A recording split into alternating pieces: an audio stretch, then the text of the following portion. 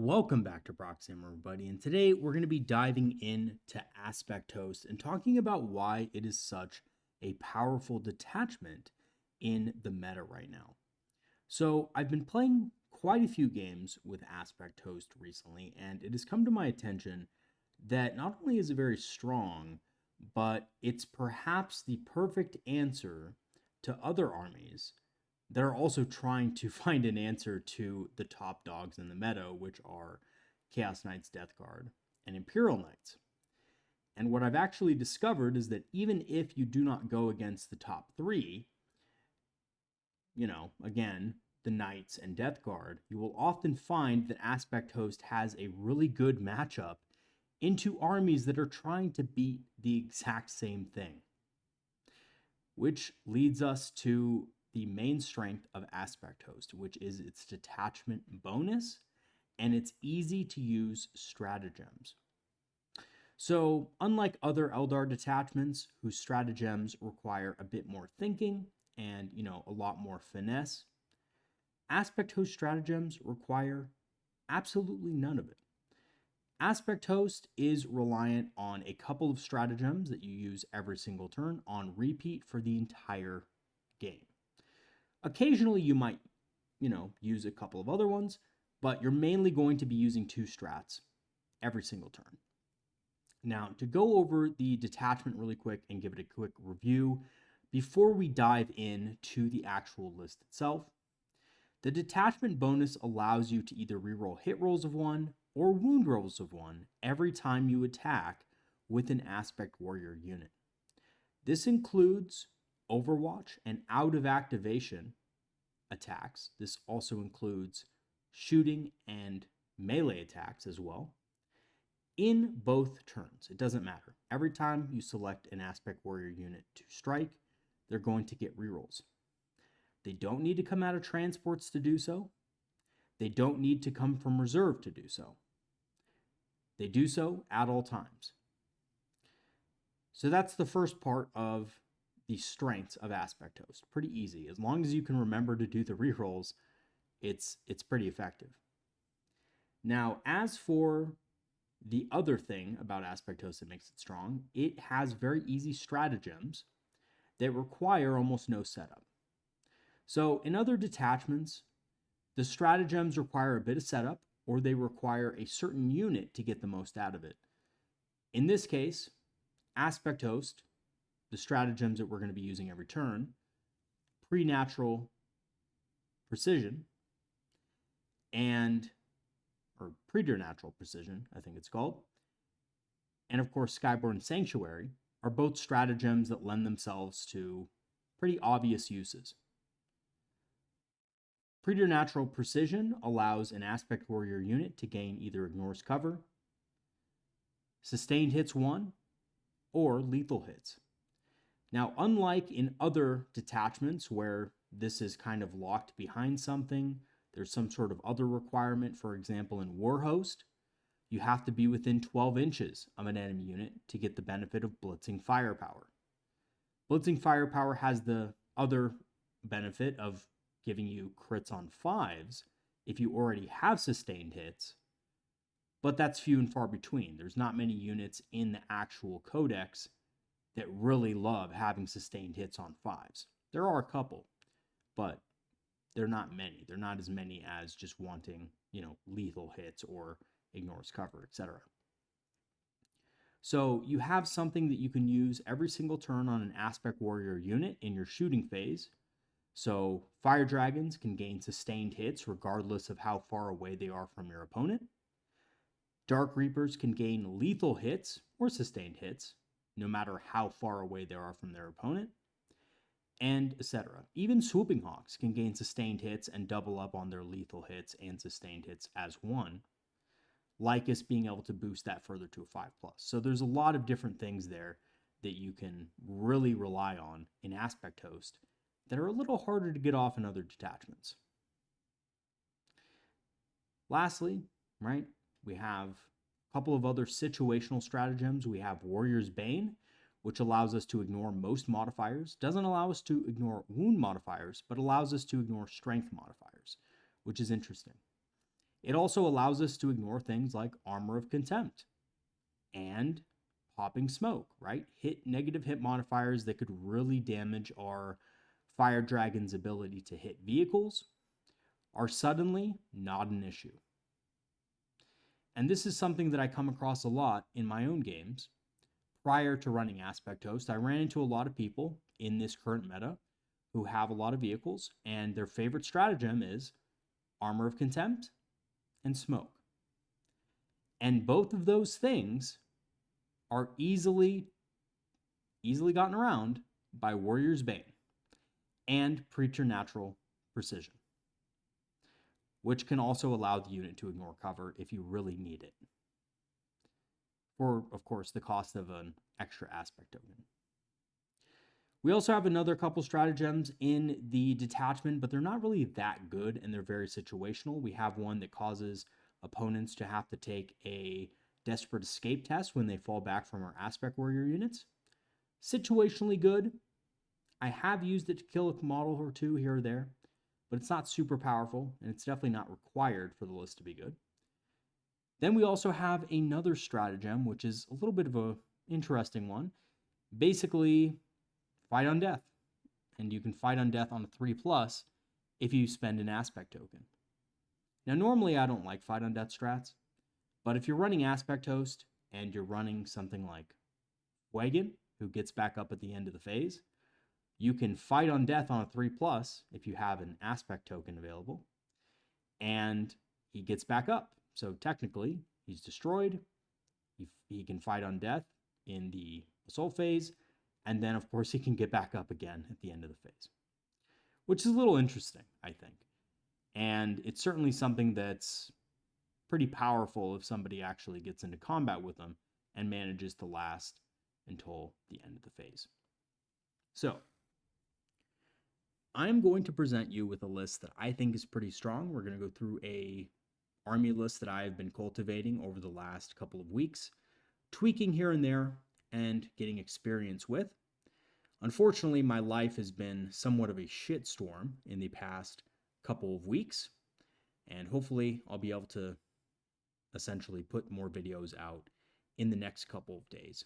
I did have videos planned, but unfortunately life just sometimes changes your plans for you. Okay, without further ado, let us go ahead and dive right in. So the first thing I want to point out is we have Eldrad. Now, I will say this. I think Eldrad is very good, and I love him. However, it has been my experience that he's not necessarily required in this detachment. The reason is because of challenger cards, we typically want to discard a card in our first turn, and throughout the game, we never want to be more than 6 points ahead of our opponent unless we are absolutely destroying their army. This is because they will gain challengers cards from it. Now, what this has led me to believe is between this and the general lack of necessity for extra stratagems in this detachment, again, we really only need 2 per battle round. And we're gaining probably around 3 per battle round if we count a discard at the end of our turn in. We have plenty of CP to spend on what we need. And the other stratagems are situational and not really needed that much, right? We might need a Warrior's Bane here and there, but that's about it. And that can easily be banked for future turns if we need it. So Eldrad is good, and Doom is good. But I've often found also that Doom doesn't exactly coincide with your enemy's movements, right? Eldrad has an 18-inch range. Sometimes he doesn't have line of sight, and so forth.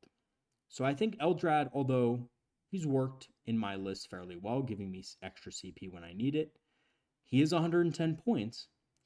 And if we see future points cuts, I think Eldrad is something that can easily be cut from an aspect host list, and you won't lose that much sleep over it. Sorry, Eldrad. I love you, but, it's just not the bee's knees in this list. We also have 3 Phoenix Lords in this list. Of course, we have Wagon, who goes with 10 Fire Dragons, which is obviously the bread and butter of this type of list.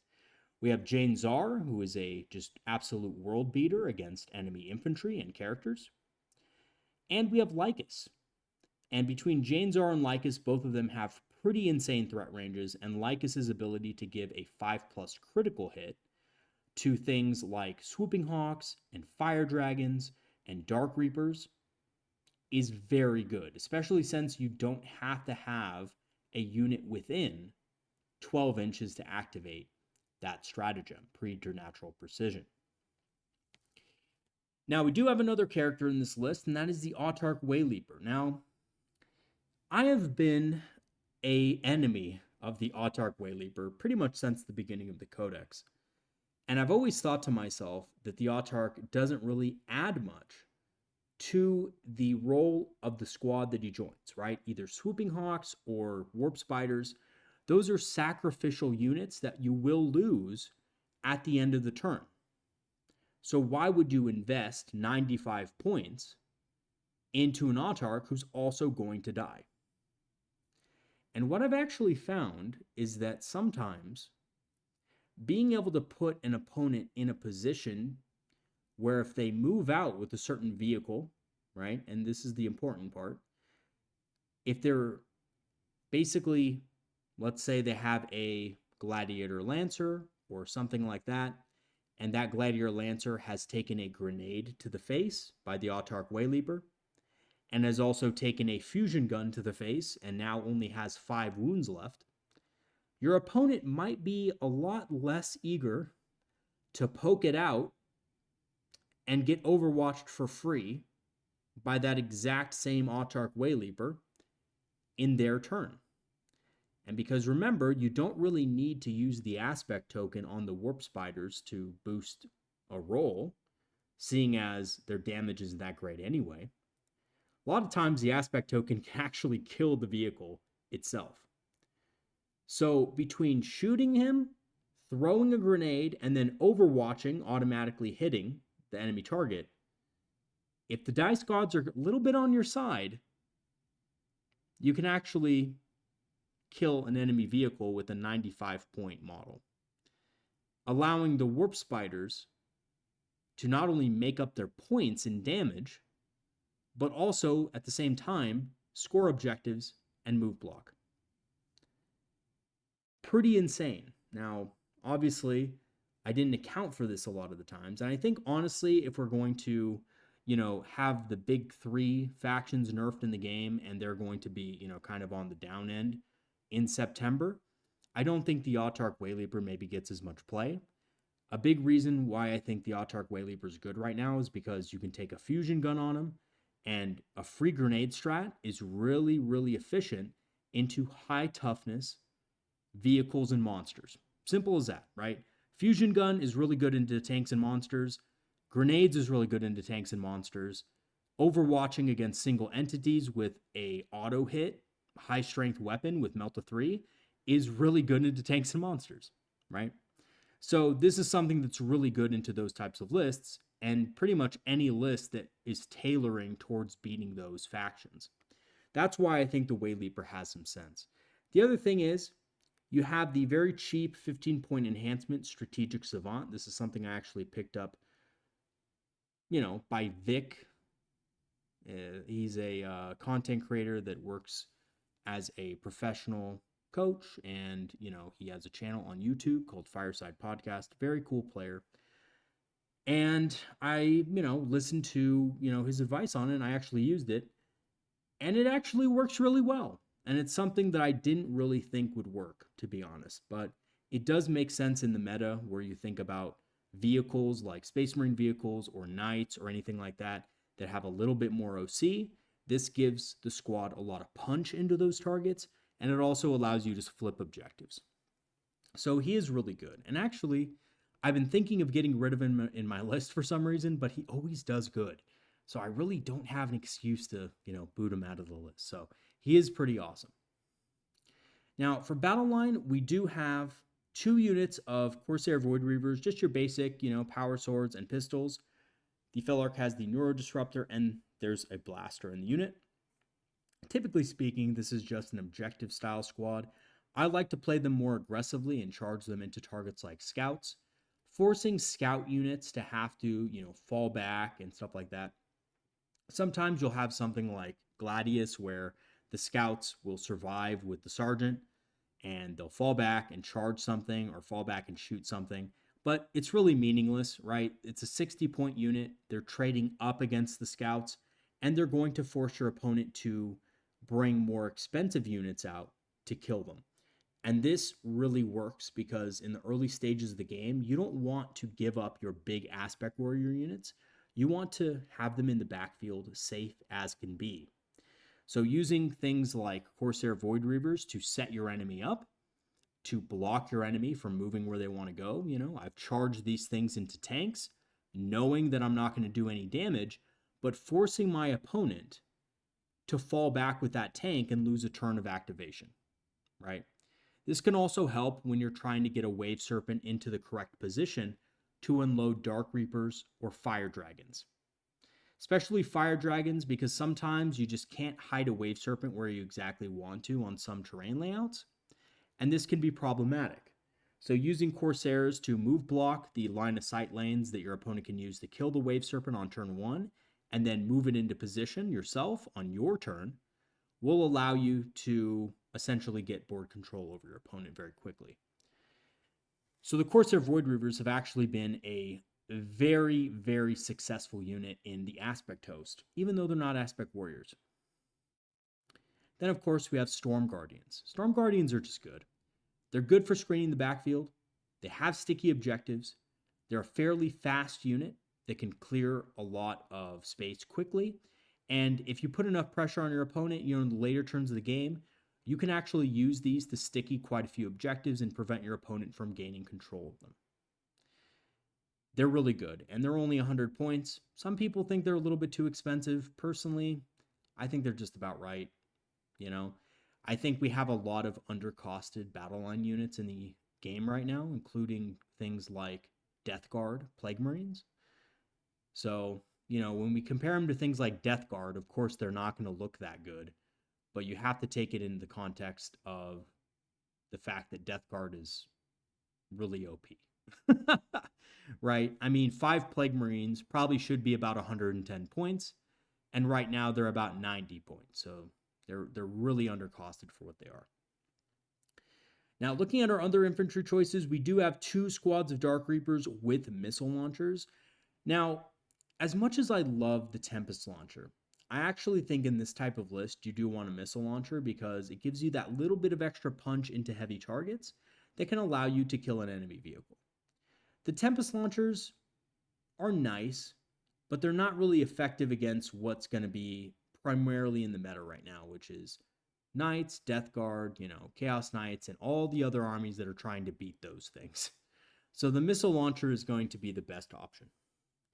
A little bit of indirect fire is never a bad thing, especially if you're in a meta with a lot of hordes and stuff, or you're on terrain layouts that only have a few places where you can hide models. I feel like the Tempest launcher is maybe a little bit better in some of the GW terrain layouts where models have to pack together in one spot of the board. And yeah, in the early game, a Tempest launcher and Malgan Raw can be a really good combo to get some mortal wounds off on stuff. But other than that, I just feel like it's not that good in the later stages of the game. So I chose to go with the missile launchers, and they haven't disappointed me in this list. Next, we have a squad of 10 Fire Dragons. And of course, Fire Dragons, right? They're a perfect counter into pretty much every single meta army that exists at the moment. I can't tell you the amount of tanks these guys have killed in the last 2 weeks. Countless. I have killed Vindicators. I have killed Land Raiders. I have killed pretty much every vehicle that the Space Marines have in their arsenal.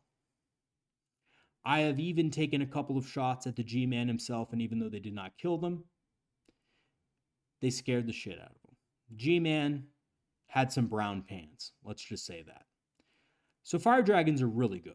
I would honestly suggest that everybody in the current meta that is not running Fire Dragons and Aspect Host immediately get some Fire Dragons. Now, I do fear they're going to be nerfed. in September. So probably what's going to happen is you see this 220 point cost here. Well, it's 120 for 5. If you double that, it's actually 240. So I think these guys are going to go up to 240 for the maximum unit. And that is simply because Fuegan really buffs the squad, and so do the stratagems of Aspect Host and War Host. And I think that's really what people are playing in competitive play. I don't really see Fire Dragons going up as a base unit. I think for 120 points, I think they're fine as they are as a 5-man unit. In fact, I would say they're probably a little bit weak as far as a unit at the 5-man level. But at the 10-man level, I think that, GW probably sees them as a problem. I don't see them as a problem because when the changes to the meta hit and people stop running as many vehicles, I think a 10-man Fire Dragon pack is going to be pretty bad for the points. So we're going to see people swapping to other things like more Dark Reapers or Swooping Hawks if they don't get nerfed to, or other units like that. We do have a unit of 5 Howling Banshees, and really the Howling Banshees are just a good toolbox for heroic intervention and also being able to score certain objectives like area denial or secure no man's land, or any of those objectives that require you to destroy an enemy unit on an objective, but also be on the objective yourself to score it. Typically speaking, you'll score some points with Howling Banshees pretty much every game. If you're going against a shooting faction, when they put something on an objective, you'll be able to easily kill it with Jane's R and 5 Banshees. If you're going against a combat faction that's going to be very aggressive, the heroic intervention can prevent your opponent from overrunning you very quickly as well.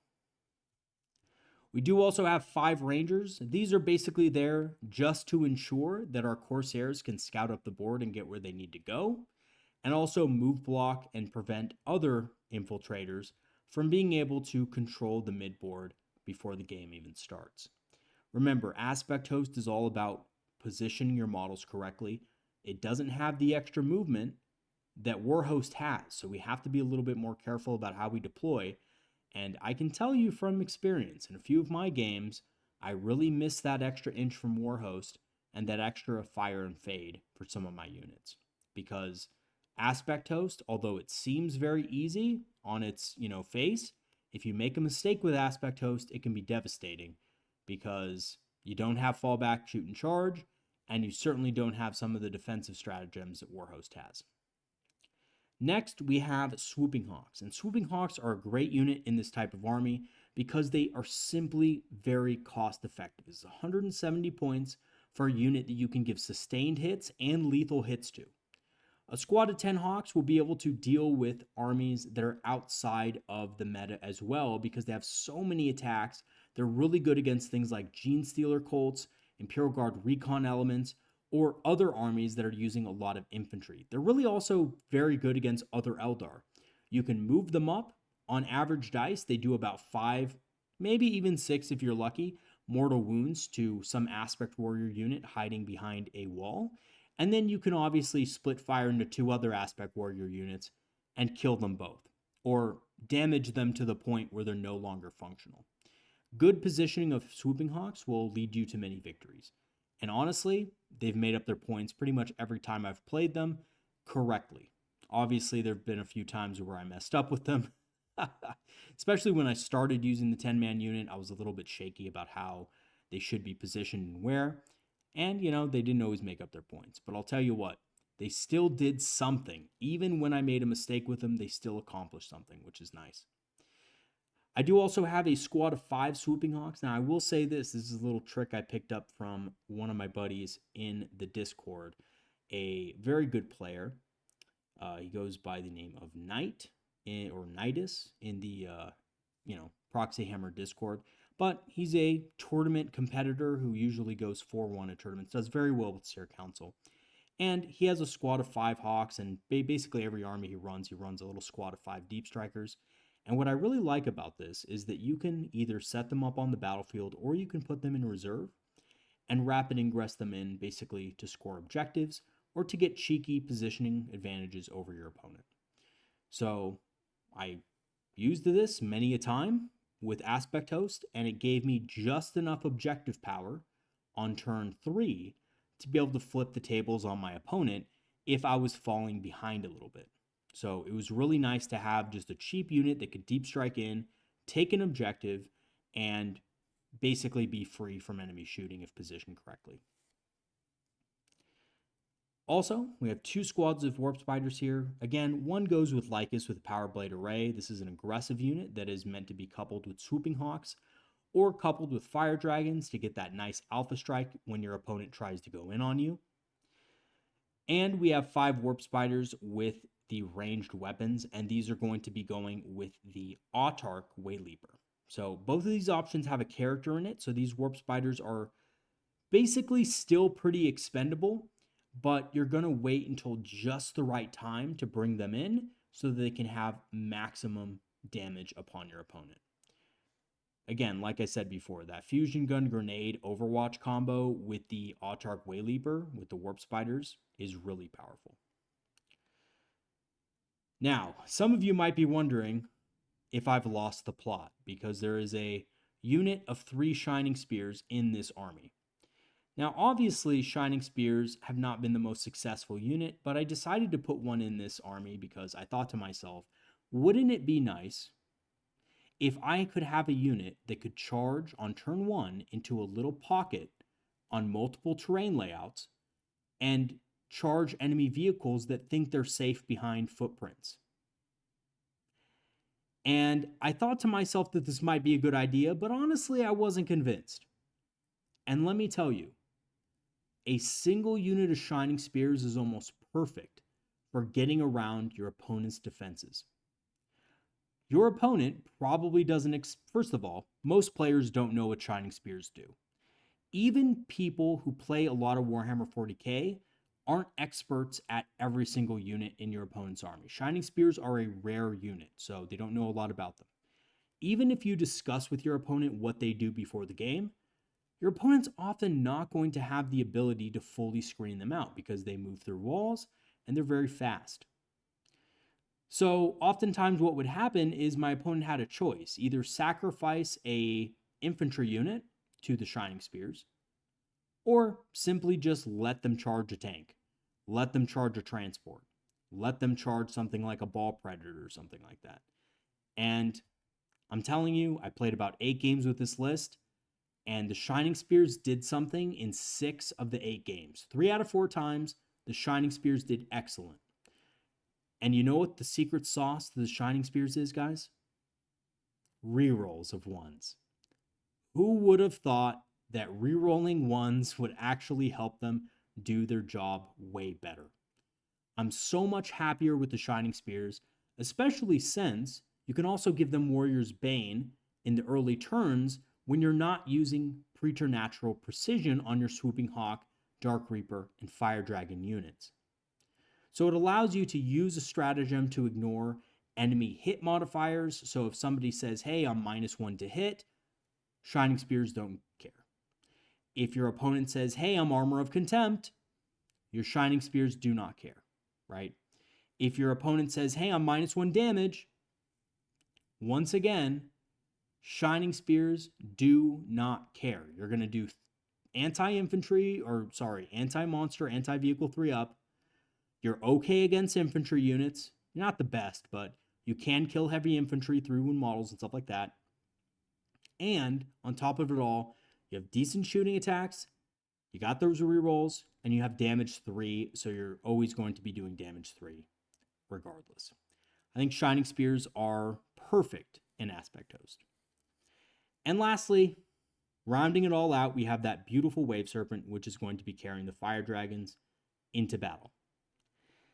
So yeah, that's the list. Now, honestly, I had to tweak this a few times. The first Aspect Host list I had wasn't really as effective as I wanted it to be.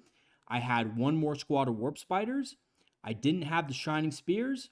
I didn't have the Swooping Hawks, and I had more Fire Dragons in the list. And honestly, I just felt like the squads of 5 Fire Dragons weren't really pulling their weight. So I dropped those. I made some utility changes. I put in the Hawks. I put in the Shining Spears. And the list worked almost perfectly. There is not one unit in this list, and this is rare, there's not one unit in this list that I thought to myself, this needs to be dropped. And I was even thinking the Autarch wayleaper needed to be, but I actually really enjoyed having the Autarch wayleaper in my warp spider squads. So, you know, I was a hater of this unit, but playing it several times, specifically in aspect host, guys, because in aspect host you get to reroll the ones, and there's a lot of stratagems that also benefit the wayleaper and stuff like that. By the way, something also you can do with the wayleaper, not a lot of people think of it, but if you use preternatural precision and do sustained hits on the wayleaper, you can use the aspect token to boost it to a 6 and get a sustained hit. So you can actually get more damage off against tanks than you would be able to normally.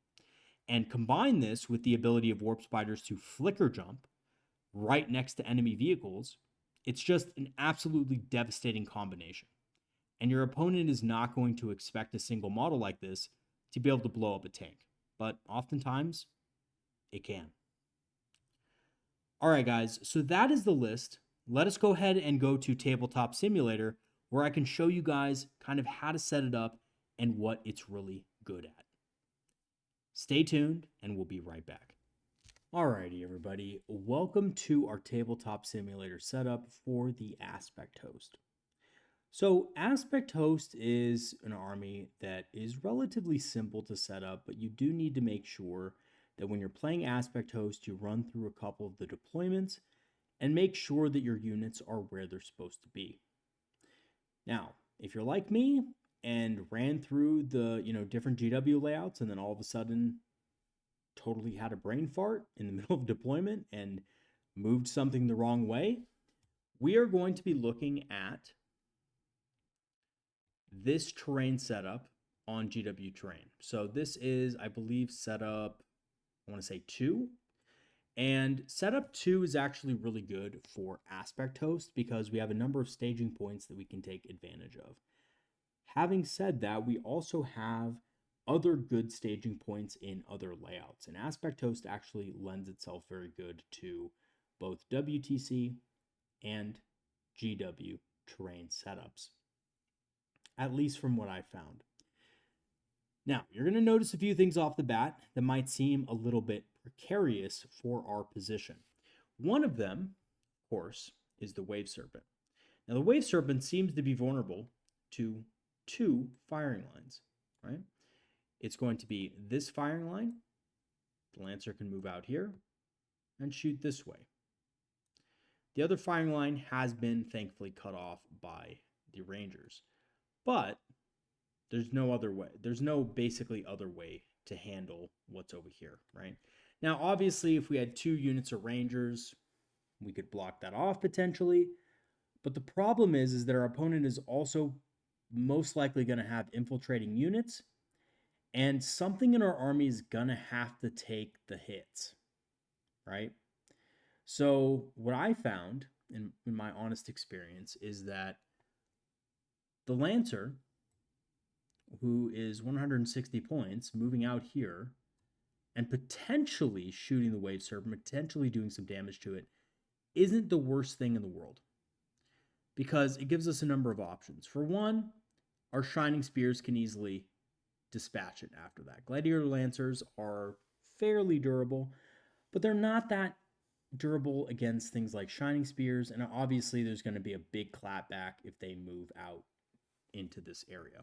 We have a couple of counters that can easily kill the Lancer. So the chances that a Lancer straight up moves out, one-shots the Wave Serpent, which has 13 wounds, 5 up invul, and -1 to wound baked into its profile, is rather slim, right?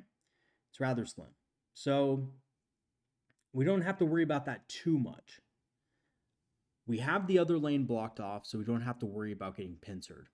And what this means is that our Wave Serpent will probably take some wounds, but it won't die, which is exactly where we want it. Now, there's basically nothing else exposed except for the Rangers. The Rangers are exposed, but Rangers, they're going to die. That's what they're there for. So we have the Rangers over here to block one side off. Again, you can also do that to the other side of the battlefield if your opponent deploys infiltrators here. You can just block this side off. So either way, our wave serpent's only going to get hit by a maximum of one enemy hard target. If you're going up against an army like knights, knights don't really have infiltrator units, and they don't really have scouting units or anything like that. So you can actually, if you have 2 squads of rangers, I personally don't, but if you have 2 squads, you can easily block that line of sight lane off for the enemy knight, just so that they can't move to this area to get line of sight on you. Knights, of course, have towering, so they can just step in this terrain feature, though, right here, and shoot you a little bit. But good news for us, if they tow right here, they actually can't see our wave serpent, right? If they draw a line of sight like this, they can't actually see it. So I'll get kind of closer so you guys can see here. And if you look down, you can see that little area. If our opponent tows right there, and we draw a line of sight just there, there's no line of sight to our wave serpent, right? It's completely blocked. So as long as we can put a model right here, we can block line of sight. And we just have to kind of put models right here. Knights have movement 10. Movement 10 will put them about here. And if they're within 1 inch of our models that are going to be right here, they just can't do it. So our wave serpent is still going to be safe against knights and stuff like that here, as long as we kind of block accordingly. Now, I did consider removing one of the Void Reavers for a unit of Rangers. And that is a possibility. If you want to go that route, you can. I found that it wasn't necessary, but then again, I'm kind of straddling the line of being a little risky here. So if you want to play it super safe, go with the second squad of Rangers instead of a second unit of Void Reavers. But I like the Void Reavers. So anyway, let us go ahead and talk about the first turn. So the first turn, we have kind of a Space Marine setup right here. And again, this army is really set up to deal with knights. We have 2 Gladiator Lancers, 3 Predator Annihilators, Ballistus Dreadnought. We have some Assault Intercessors. You know, we have Blade Guard Veterans. We have normal Intercessors. We have Infiltrators, stuff like that. All right, this is your typical Space Marine army. Again, I don't know how many points exactly this is, but it is around 2,000 points, right? It's 2 Gladiator Lancers, 3 Annihilators, all that stuff. They probably have a few other units in their army, but this is kind of around 2K. So our first turn, if we get first turn, is actually going to be really, really good because we can play this list going first or going second. If we go first, we have the opportunity to alpha strike their tanks. Now, it may not seem like it, but we actually have a path that can very easily kill either one of these tanks or heavily damage them. So what we do is we scout move up. We go 7 inches plus 2 inches, which is 9. So we're going to go up 9 inches with the Corsair Void Reavers here. So actually, wait. So first we scout. So we go 7. Okay. And then we go 9 additional inches. So we're going to be 16 total. And that is going to bring us, guys, to right about here. Now we could do that, but that opens us up to Overwatch. So let's just go ahead and go right on the other side of this wall here. Boom. So we don't get Overwatched, and we're in a good position to charge these Assault Intercessors. Now you might be wondering why Corsairs are going to be charging in, and that is to prevent heroic intervention. The second thing we're going to do is we're going to take these Shining Spears, and we're going to move them 16 inches this way. And we're basically just going to do this. We're going to get one model within as close as possible. Let's try to get this going here. I swear, it's always measured until it's not. So we have 16 inches. We use an aspect token for these guys as well. Get right up to the terrain there. Now, we can't be overwatched. They don't have line of sight on us or anything like that, right? This can't draw line of sight. So we're going to move the rest of our models up. And again, just be careful of Overwatch and stuff like that because we are moving an extra 2 inches. We're not using the no Overwatch token. So we get up here. Nice and tight. Okay, so what this sets up for us is a charge right here,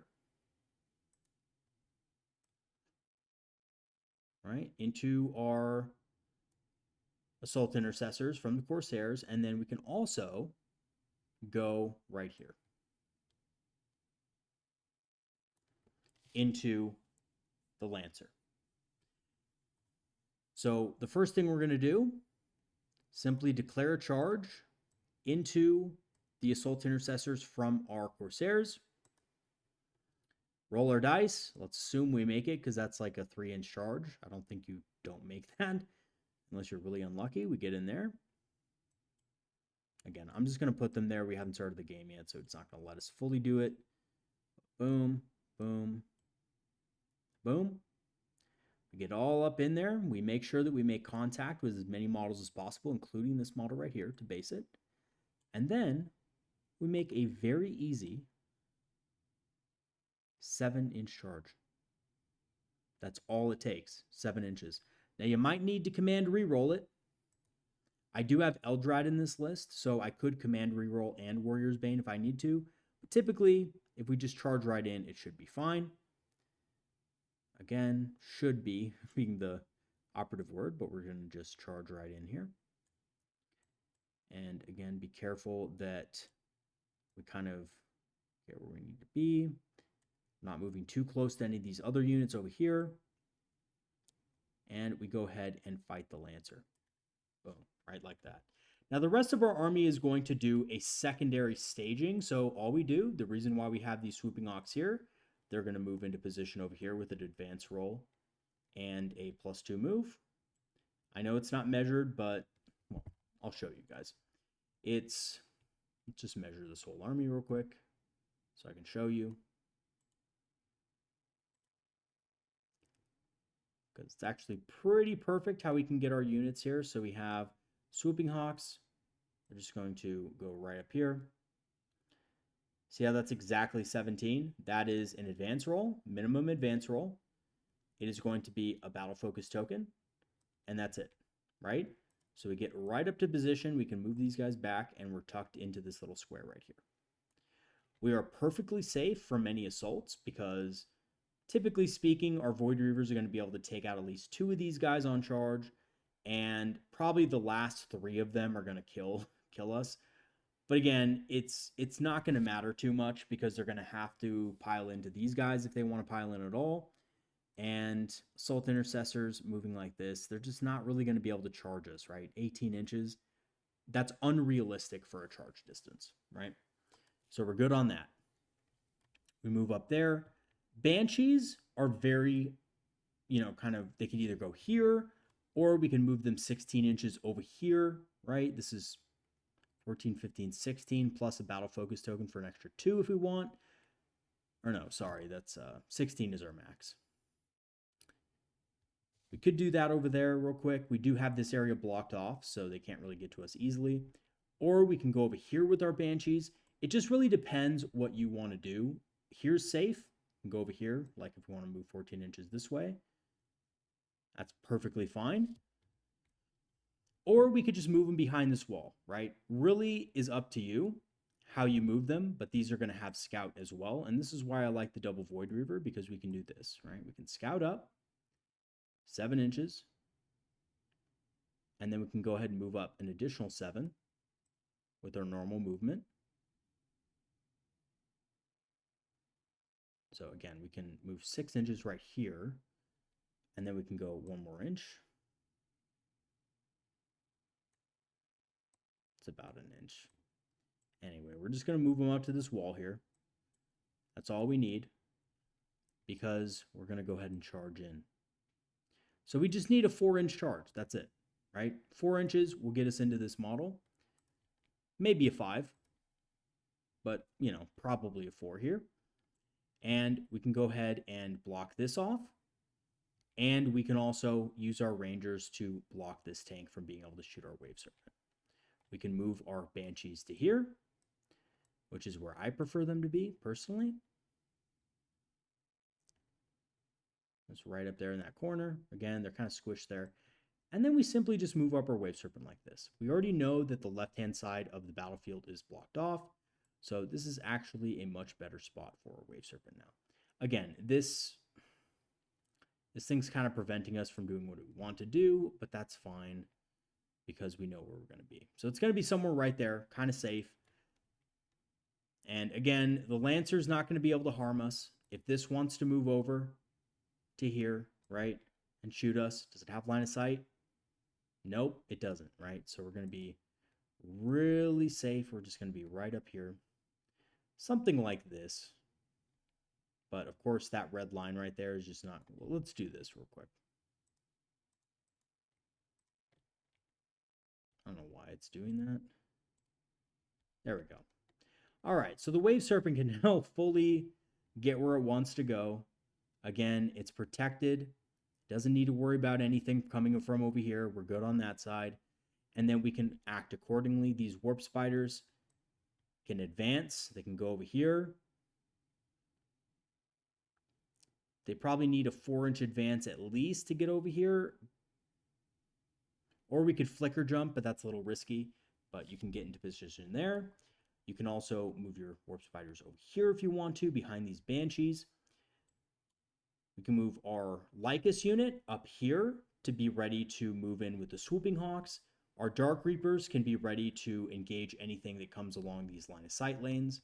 This Dark Reaper squad can go right here in this little pocket next turn and be ready to engage anything that moves along here, right? So Predator Annihilator moves over to try to get line of sight. We can Dark Reaper it. All right, so let me just show you kind of what this does over here, because it might seem like this is a bad move, but it's actually pretty good. So Shining Spears are going to charge in, and we are going to attack with them first. Your opponent will not have enough for a combat interrupt stratagem, so we're just going to go ahead and fight with the Shining Spears. Now, the Exarch gets 4 attacks. We are going to be rerolling 1s, and most likely we're going to be able to use Warrior's Bane. Again, sometimes we're not going to be able to do Warrior's Bane because we have to reroll a charge roll because we roll badly.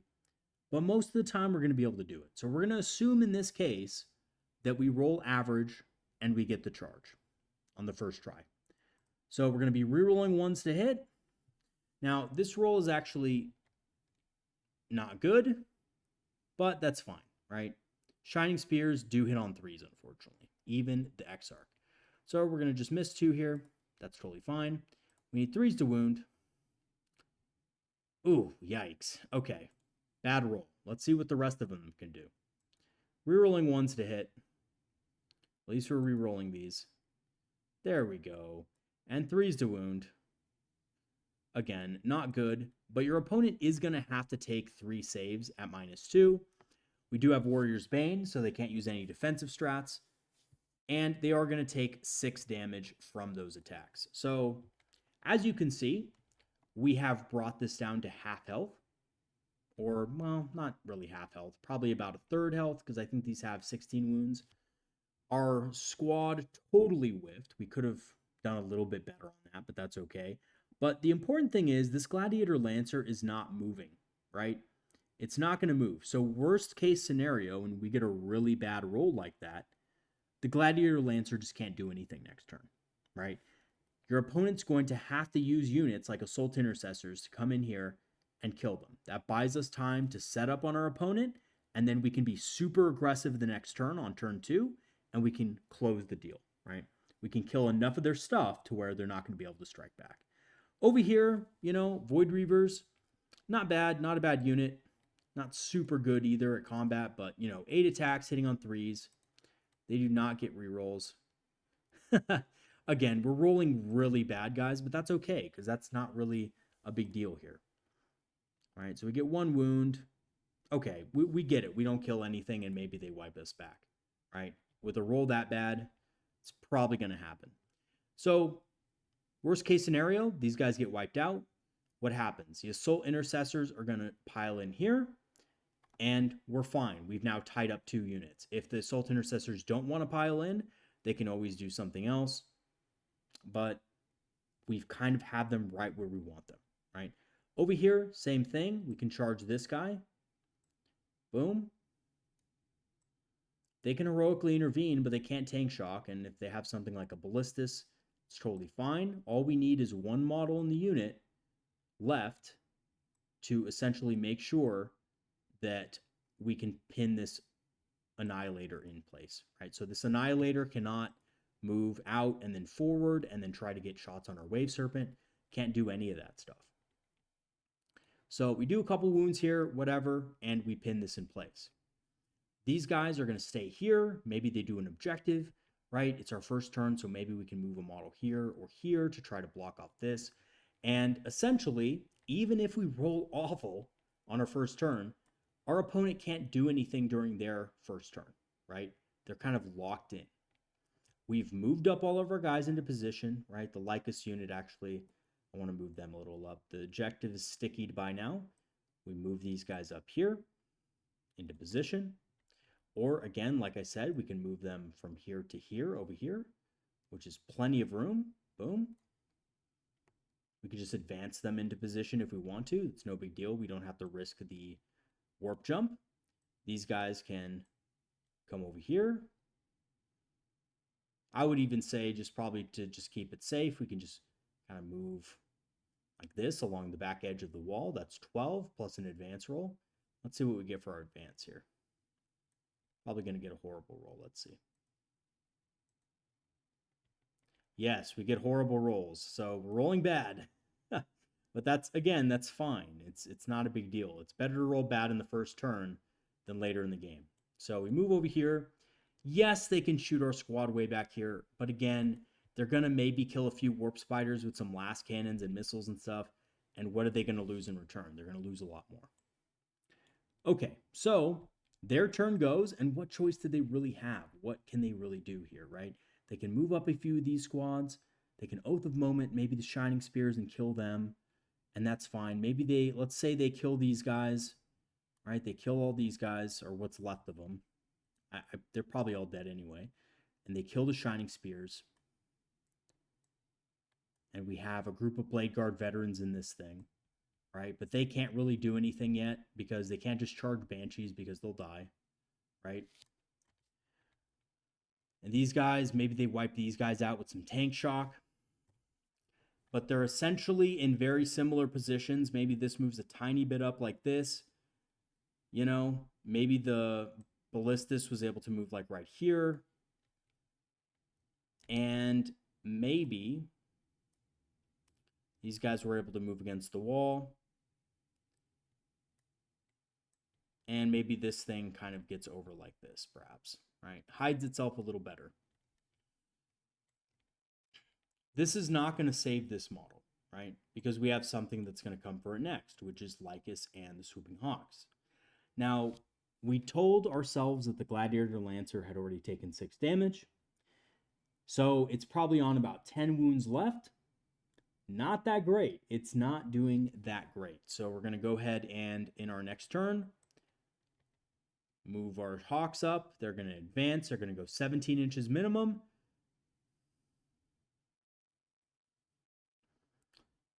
Let's see, actually, because we can actually also do something else. So we're going to go +2, but we're going to advance here. We get a 5. That makes up for our bad rolling earlier. So it's, you know, bad rolls are sometimes good, you know, because it'll mean that maybe the next roll will be a little bit better. So we're going to go 17, 18, 19. Or maybe we can even do this. I think this is a better move here. We do this. We string out a model. We just make sure that a couple of these models can be within 8 inches so that we can, of course, throw our grenade pack. We don't worry about being immune to Overwatch because at this point, if they want to Overwatch us with the Lancer, that's fine. All right, we're within 8. Lycus and her squad are going to flicker jump, and they're going to go 24 inches. Immune to Overwatch, perhaps, right here. Again, you can also go +2 if you want. And this is where things get crazy, guys, because not only are we going to kill these guys, we're also going to kill the Assault Intercessors, and we're going to tie up the Impulsor, which has all the Blade Guard veterans in it. So what we're going to do, we're simply going to unleash, right? We're going to activate sustained hits on these guys. They're going to throw the grenade. Most likely, the Gladiator Lancer will die. Lycus and Warp Spiders shot it as well. Lycus and Warp Spiders are then going to charge the Intercessors here and the Impulsor. But of course, we're going to make sure we do our attacks with, well, against the actual, Intercessors here. And we're going to wipe them out, right? The Impulsor's not going to die. Maybe it takes a few wounds, but these Assault Intercessors are most likely dead. And we're in combat with this. Okay, what else is happening? Well, we got our Banshee still here. We got our Wave Serpent safe tucked here. Our opponent, can they move out at this point? Well, not really. I mean, they can move right here, right? But we still have perhaps some Rangers, or maybe the Rangers are dead by now, right? So the Predator moves up here. Now, can it get line of sight? Here's the real test. No, it can't. If the Rangers are dead and we don't have any threat left on this side, guess what we can do with the Wave Serpent? We can just move it this way, guys, right? And guess what? Our Fire Dragons haven't even killed a single thing, but we've already killed a bunch of stuff on this side of the battlefield. We've basically stopped them from being able to attack us over this way, right? I mean, maybe they can shoot some Warp Spiders. Maybe they can kill a couple of these guys while we get into position because of our bad advance roll. But that's really about it, right? Our Rangers die. Let's say, this guy's like right here. He's kind of ready to just unleash upon whatever gets into line of sight. And we've kind of put our opponent, guys, into a position where, yes, they might kill Lycus. They might kill the Warp Spiders. They might even kill the Swooping Hawks. But other than that, they're just not going to have enough power. And guess what happens next turn? Guess what we set up here by moving this Wave Serpent here? We've set up a big go turn with this Wave Serpent. We can go around this ruin, right? Star Engines. Sorry, that's going to be, 14. So we can go right here. 3.5. That's going to be 5.5. Star Engines, what does that give us? Okay. 2. So we're going to move forward 2 inches, and then we're going to go 8 more inches. Really bad. Really bad Star Engine roll. But that's okay, right? Because we have 2 vehicles right here that our opponent tried to set up on us that we can just disembark Fire Dragons and kill them, right? We can disembark over here, kill this. Disembark over here on the side, kill this. We can split fire and kill them both. Maybe Lycus is destroyed by the Blade Guard already, but essentially what we've done is we've crippled our opponent, right? And I would even say that with this Wave Serpent, if you don't get a good roll on your Star Engines, maybe don't even move out, right? Maybe just stay behind here and let your opponent come to you and use things like Warp Spiders, right? Use that thing I talked about when we were talking about the list.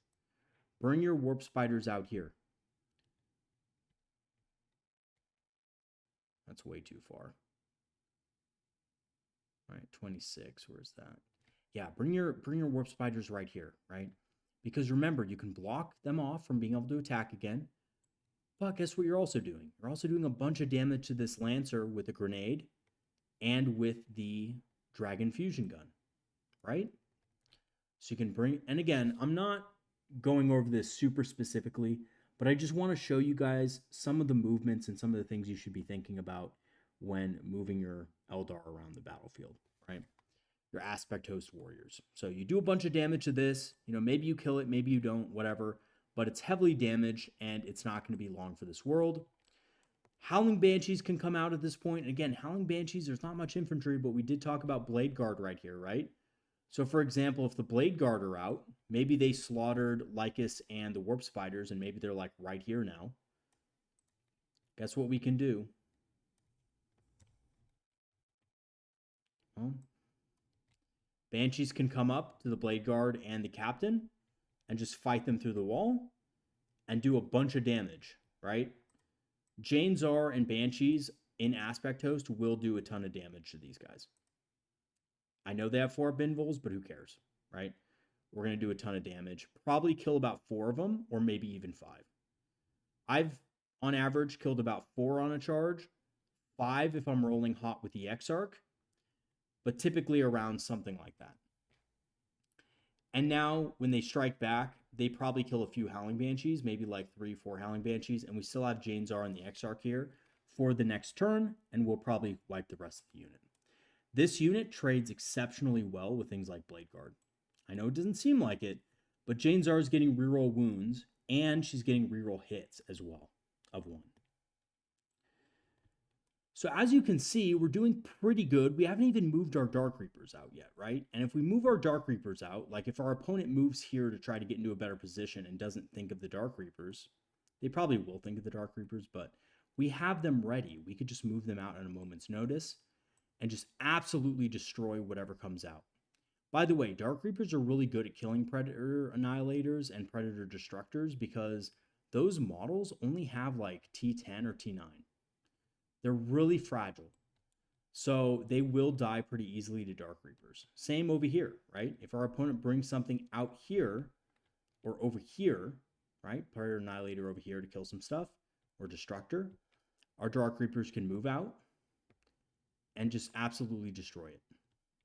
All right, we're going to be along this line right here. I don't have them fully moved over, but if they're right here along this line, they will have direct line of sight to whatever is right there, right? Where my red pointer is, anything over here. And 48 basically covers the whole board. Alrighty, guys. So hopefully I showed you guys some of the cool things this detachment can do and just some of the power it has. I know the Shining Spears whiffed, but let's do a couple more rolls. Let me just show you, because I've had like 6 games with them where they did really good. So it was about time that this happened in one of the videos that I was showing that they just whiffed. But the Exarch, he's hitting on 3s. Same roll as last time. That's weird. Usually he does a good amount of hits, right? So we get a reroll to 1. That's more average. And then 3s to wound. That's 3 wounds at minus 3 AP. So we do this kind of thing, right? Well, they just failed 2 of their saves. They're going to take 6 damage just from the Exarch. And then let's see what the other guys do. Rerolling 1s. Awesome. They're hitting on 3s, wounding on 3s. Cool. Do they make the saves? Well, nope. They take 6 more damage. So the Shining Spears did 12 damage to a tank, which is what my experience with them has been. That's been my experience. I've done about 12 damage on average with the Shining Spears, with Warrior's Bane active. So yeah, they can hit pretty hard for 110 points against a lot of the stuff that you're seeing in the meta. You're seeing a lot of Gladiator Lancers, Predator Annihilators, Predator Destructors. You're seeing a bunch of stuff that can do a lot of damage into Knights. And it just so happens we have really good tools for that. I would love Shining Spears to get a points decrease, although I don't think they're a replacement for Fire Dragons. However, I do think they are still a decent unit in this current meta. That may not be the case when Knights and Chaos Knights and Death Guard get nerfed, but what I can tell you is that they're always going to be good against tanks that are hiding behind here, right? Tanks that are hiding behind your closest expansion, they're always going to be good at attacking those units. So watch for those opportunities, because when they occur, the Shining Spears can get a lot of value out of them very quickly. Shining Spears are also an aggressive unit in Aspect Host, and you should use them as an aggressive style attacker. So they should be going in. Do watch out for things like Heroic Intervention. If Guilliman is nearby and he can heroically intervene and he has an easy charge lane to them, do not charge them in. Wait and be patient, right? Guilliman is one of those characters who will just destroy them. He has fights first. He's one of the most overpowered heroes in the entire game. He will absolutely wreck your day. But if you're smart, you stay away from him, you should be fine. Lastly, what happens when our opponent is in turns 3 and turns 4 and needs to start making plays for the middle? Well, we have our Fire Dragons. And let me just show you something a little bit interesting about Fire Dragons and what they can do. So if something is hiding right here, barely like this, right? We can actually move up inside of this ruin. Move something like this, right? And it should be able to fit. Maybe not completely. Here we go. Watch this.